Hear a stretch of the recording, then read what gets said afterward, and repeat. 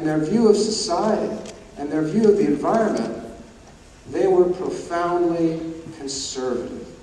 Because to be conservative is to believe in conserving and preserving, not destroying and paving over.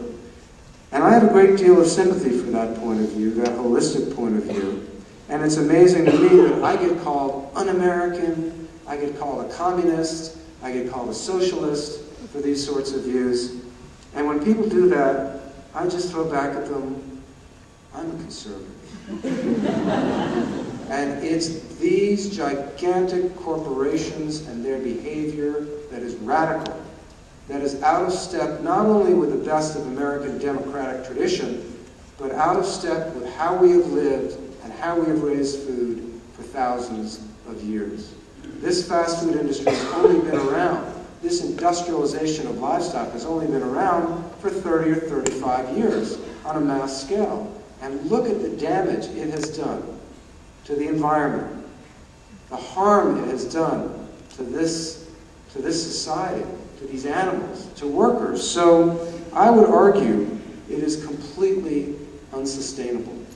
And one of the reasons that I'm optimistic is my background is in history. And I don't believe in any theories of inevitability, whether they're Marxist or religious. Nothing is inevitable. And if things aren't inevitable, then things don't have to be the way they are.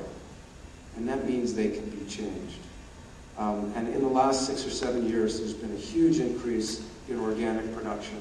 There's been a huge increase in sustainable agriculture. In my lifetime, I have seen big, powerful, destructive institutions vanish. When I was a kid, black people and white people couldn't stay in the same hotels. And now we have a single woman, African-American Secretary of State in a Republican administration. And you tell me the change isn't possible? I mean, in my lifetime, Nelson Mandela was imprisoned on Robben Island. And if you had ever said that he would be the president of a free South Africa and that his jailer would pay him respect, you would have thought you were crazy. I mean, the Berlin Wall is gone. These are massive, massive institutions. Apartheid, segregation, Soviet communism, gone. So it shouldn't be too hard to returning to making and eating food the way that mankind has for most of its history. And for just viewing the last 30 years as an aberration, as a mistake. And I hope that happens. So I've talked longly enough. I'm going to end with a quote from one of these early American conservatives who believed in environmentalism and sustainable agriculture, because he says it so much more eloquently than I ever could. This is a quote from Paul Sears, who is a biologist who studied the soil in the 1930s. And this is the end of my rant, and I really would love to hear some of yours.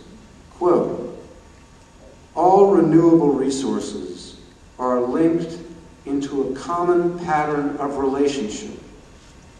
We can save any one of them only with measures that will save them all. And we are part of the whole that must be saved." Thank you.